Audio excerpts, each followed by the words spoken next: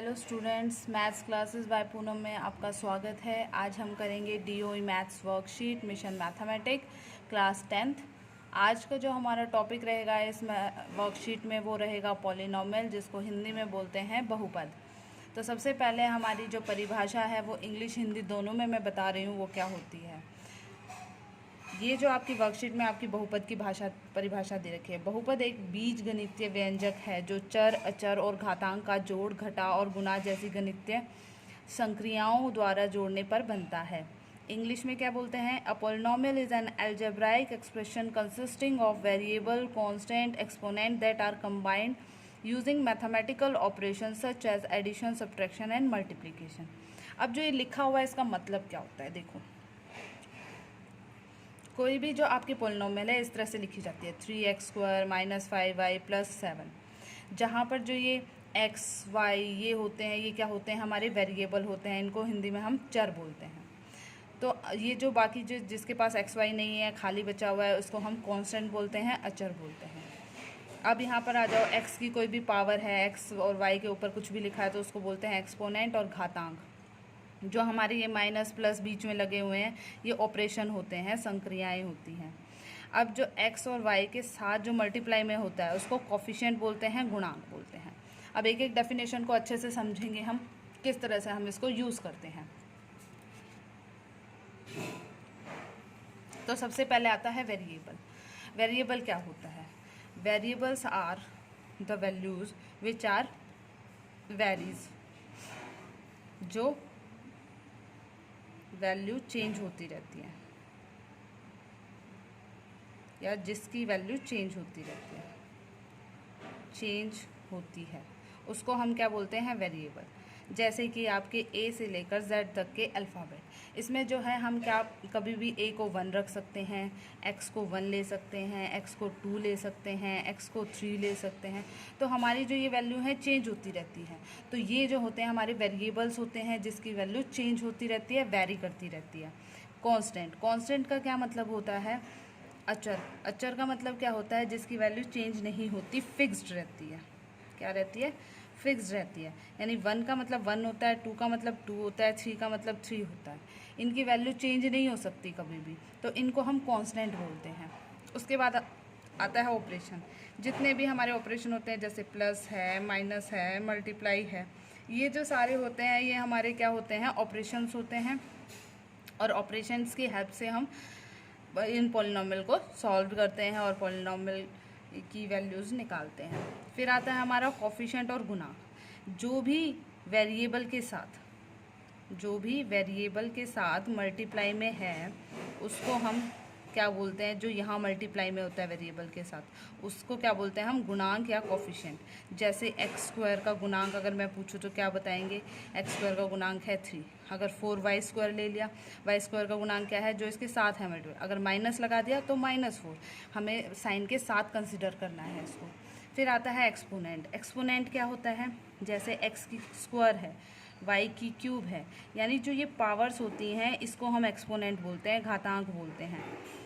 Okay. अब आता है कि कौन पॉलिनोमियल होता है, कौन पॉलिनोमियल नहीं होता है, कौन बहुपद है, कौन बहुपद गैर बहुपद है। इस तरह से हम इसको निकालेंगे। अब देखो यहाँ से हमारा जो ये है ये पॉलिनोमियल दे रखे हैं, ये नॉन पॉलिनोमियल के एग्जांपल दे रखे हैं। सबसे पहले हम समझेंगे कि क्या डिफरेंस है इन दोनों में, कौन पॉलिनोमियल बन सकता है और कौन नहीं बन सकता। हमेशा याद रखनी है जो भी चर की जो हमारा ये घातांक होती है, घात होती है, वेरिएबल की जो हमारी ऊपर ये पावर होती है, ये हमेशा जो है वो कैसी होनी चाहिए? नेचुरल नंबर होनी चाहिए। ठीक है, ये नेचुरल नंबर होनी चाहिए। होल नंबर भी हो सकती है क्योंकि ज़ीरो को भी कंसीडर कर लेते हैं हम, तो होल नंबर होनी चाहिए हमारी पावर। अगर सारे प्लस वाले आने चाहिए, ज़ीरो आना चाहिए, 0 1 2 3 से लेकर अप टू 100।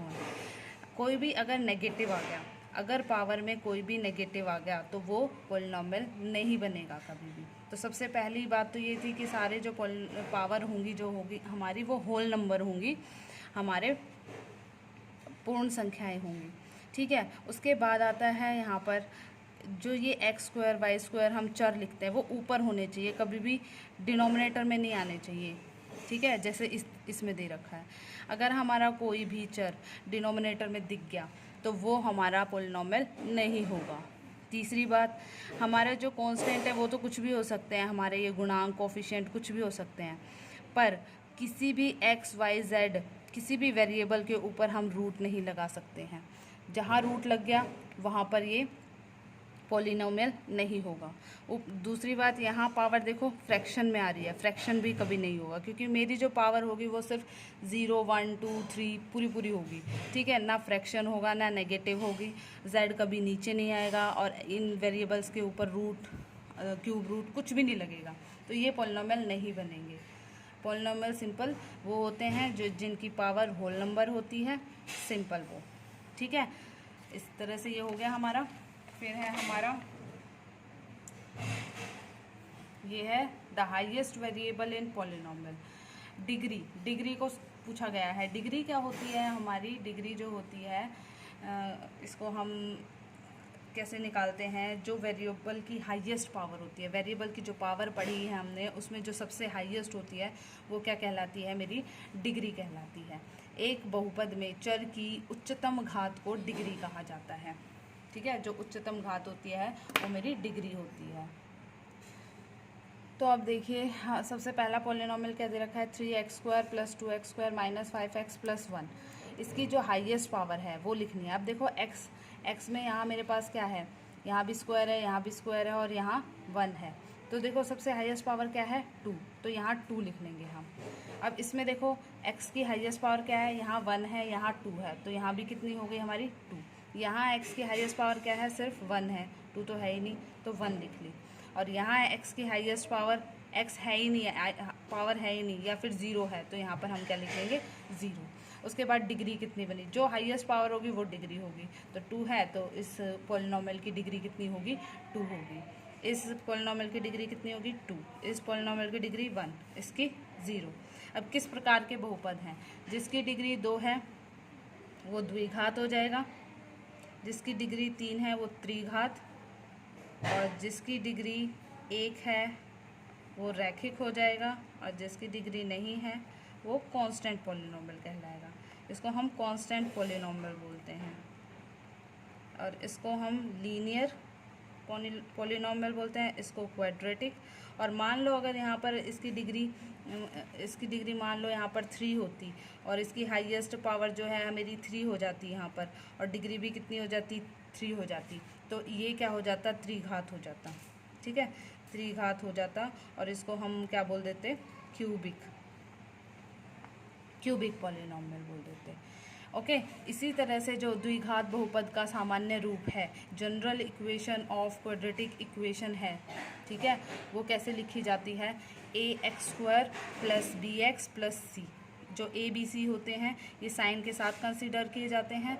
तो हमारे जो क्वेश्चन आते हैं पेपर में वो इसी तरह से आते हैं। Find the value of a b c for equation this. तो अब देखो इसको हम क्या करेंगे? कंपेयर करेंगे।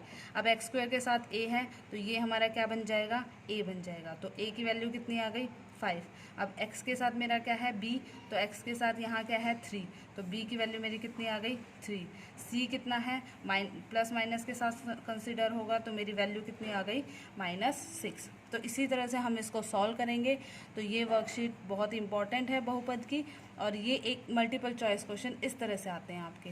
तो आप इसको डिग्री में भी मल्टीपल चॉइस क्वेश्चन पूछे जाते हैं, तो आप इसको ध्यान से देखिए। Thank you.